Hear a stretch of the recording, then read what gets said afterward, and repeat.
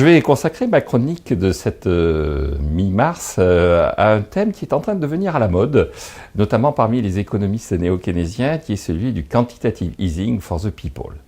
De quoi s'agit-il derrière ce mot un peu bizarre et un peu compliqué? Il s'agit de considérer que désormais la politique monétaire doit s'investir non pas uniquement dans le refinancement de l'économie, mais dans le financement direct de la consommation et des ménages. Plus concrètement, il faut que la Banque centrale soit en mesure, en capacité de créditer les comptes courants de tous les agents économiques d'un pays. Sur le plan intellectuel, la référence qui est faite est celle de Milton Friedman qui, dans un traité sur la quantité optimale de monnaie, avait parlé de helicopter drop, c'est-à-dire l'idée de lâcher de la monnaie, lâcher des billets sur la population depuis un hélicoptère placé au-dessus de New York. En fait, Friedman se référait à une pratique qui avait lieu à l'époque où la monnaie était assise sur un stock d'or, qui consistait à rappeler les pièces d'or, ce qu'on appelait en français une réformation, et puis à augmenter la quantité de pièces avec le même stock de métal en diminuant le poids de chaque pièce. Concrètement, avec le même stock d'or, on avait 100 pièces et on en faisait 120, tout en leur donnant la même valeur nominale, la même valeur faciale, et ainsi la quantité de monnaie augmentait sans que la population ne se sente lésée.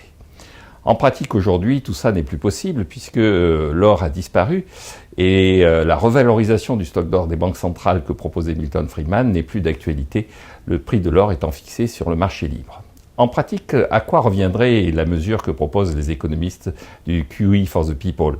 Ça reviendrait en quelque sorte à augmenter le passif de la Banque centrale au travers de l'augmentation de la quantité de billets en circulation et pour ce faire à augmenter aussi l'actif et probablement sous forme d'une augmentation des avoirs de la Banque centrale en termes de dette publique. Concrètement, derrière le quantitative easing for the people, il y a l'appel à une bonne vieille relance budgétaire par une baisse d'impôts ou par une allocation de ressources nouvelles pour les ménages.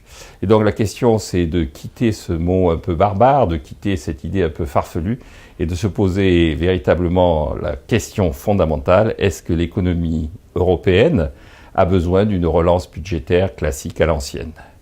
En ce qui concerne la France, si on faisait les 1 000 € de quantitative easing for the people que réclament les partisans de cette mesure, ça représenterait environ 40 milliards d'euros. 40 milliards d'euros, c'est l'équivalent du contre-choc pétrolier.